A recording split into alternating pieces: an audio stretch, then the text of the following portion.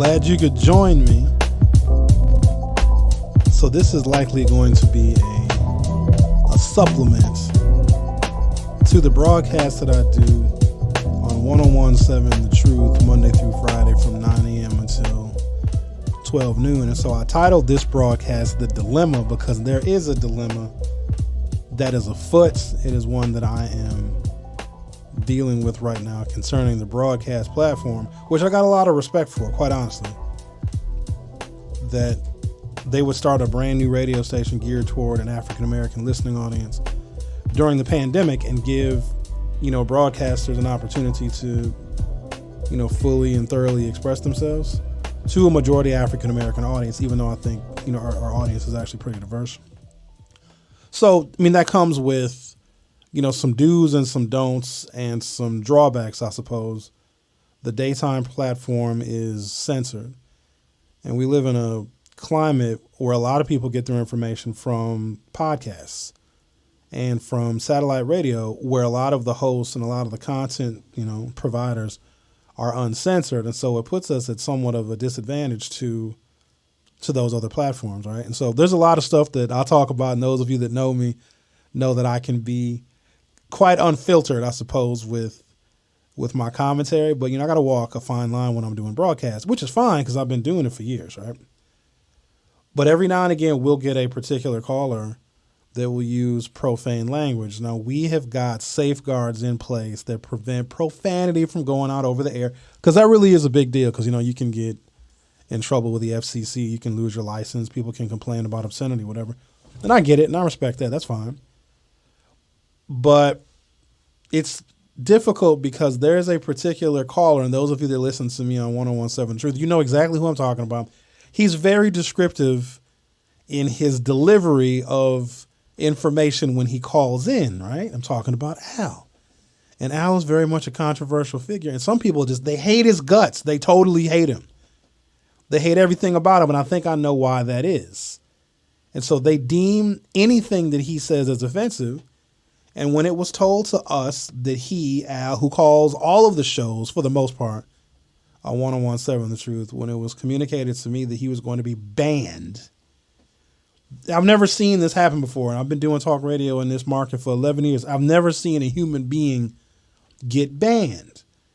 And that's dangerous territory, because banning somebody is, unless you got real significant reasons, and I believe that folks thought there was significant reason to ban this particular person because he does talk with sexually explicit overtones, right? But talk radio is for adults, even though it's still during broadcast radio, and I guess people will have their kids in the car, and you don't want your kids hearing the profanity or whatever. It's still for adults. And so when Al said something, and then we were told that because of what he said, and it was cumulative, because he would say all sorts of things that would kind of cross the line. And so it was communicated to us that he was no longer able to call and text and communicate with the programs anymore.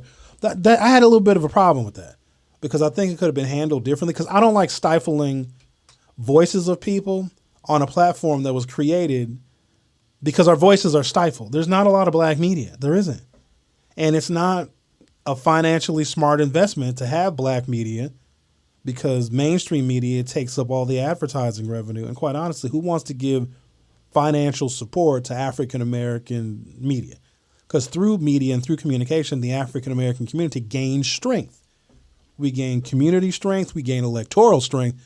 So I don't want to call it a conspiracy, but there's always been a segment of this country that has been averse to supporting black media, black television, black cable television, broadcasters, et cetera, et cetera. There's always been a resistance to support us. And so in banning somebody, I have an issue with that. So we are, in case you don't know, we're going to have a trial. It's going to be like a mock trial where, of course, I'm the judge. And any trial where I'm the judge, hell, it's going to be biased.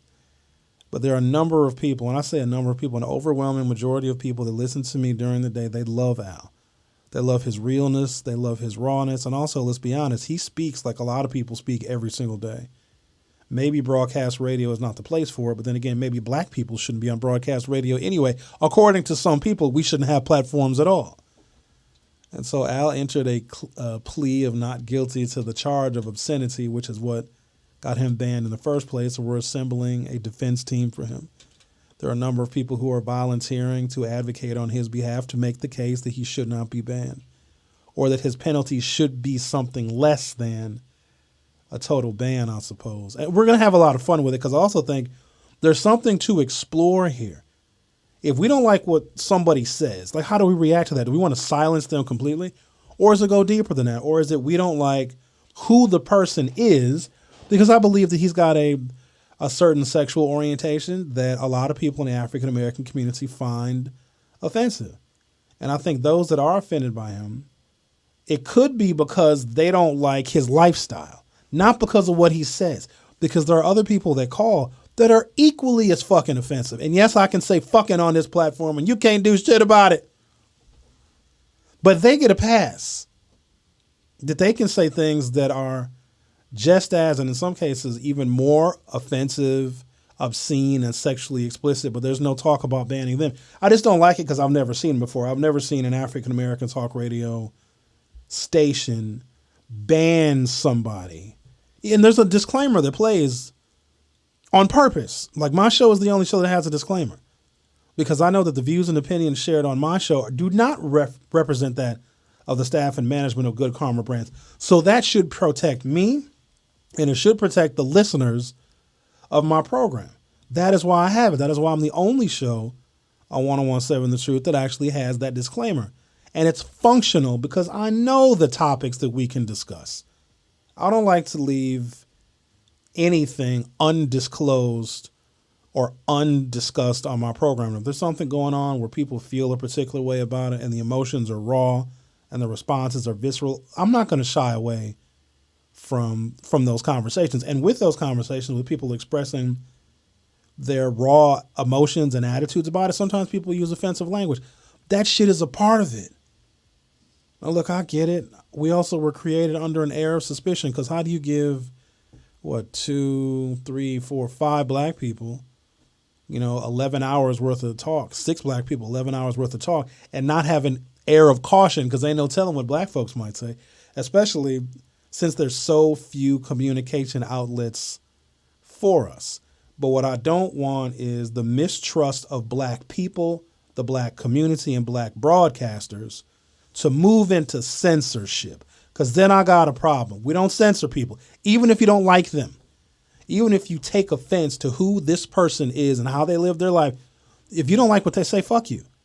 Go somewhere else or listen somewhere else. So I got to be very, very careful in protecting, that portion of it, the freedom that people have to express themselves, even if they are unliked as individuals, because I am unliked as an individual, but you don't get the right to stifle me. So that is the way we're going to proceed. So Al, who is very infamous in calling Black Talk Radio, those of you that listen to Black Talk Radio, you know who he is. He calls frequently. We are going to determine whether he should be allowed to continue to participate, on the talk platform of 1017 The Truth. But we're going to make this a very interesting experiment in freedom of speech and censorship. Should someone who says offensive things to a sensitive ear, let me be clear, certain people are very sensitive, but we have to accommodate the lowest level of tolerance when it comes to language, when it comes to concepts, right? So someone who's offended by everything, we got to be mindful of those people because they'll cancel you. People that are easily offended, they'll send letters and they'll write emails and they'll make phone calls. So I need to be mindful of that. And I'll be honest with you, it's a burden. Because any time of the day, any moment, any segment that I do, even on here, I can be offensive to somebody. Now on here, they don't have the ability to go to the FCC and shut me down. But during broadcast radio, they do have that ability. And I got to be mindful of the fact that somebody want to cancel me because they just don't like Sherwin Hughes, or did I trigger them, or did I really hurt them or offend them or embarrass them by what I actually said?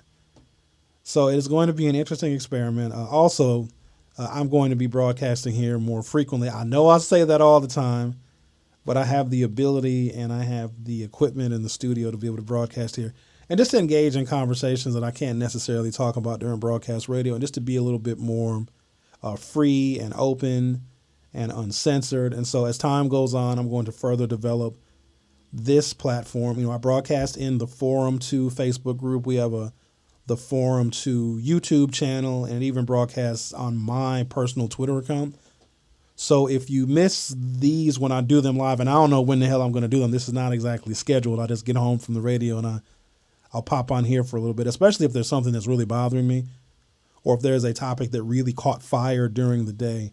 I may continue the conversation here on this platform. But yeah, this is cool. This is how I broadcasted during the pandemic when I was between radio stations. And quite honestly, I thought I was done with broadcast radio altogether until 1017 The Truth literally came out of nowhere. And so I'm there Monday through Friday.